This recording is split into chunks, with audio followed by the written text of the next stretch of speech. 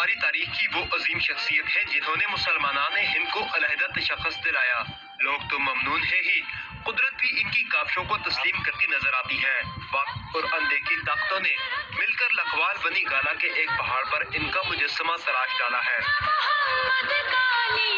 پاکستان کا بانی جس نے یہ پاکستان بنایا، تو اللہ تعالیٰ نے اس سے پیار کر کے اسلام آباد کیپٹل آف پاکستان میں یہ پتھر جو ہے پہاڑوں کے اوپر انہی کی شکل کا ہمیں دکھایا۔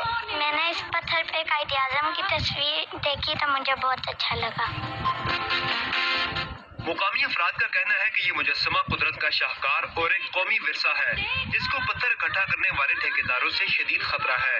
رہی بات سی ڈی اے کی، تو زمین جنبت نہ جنبت گل محمد کے مصداق، کچھ بھی ہو جائے ان کی بلا سے۔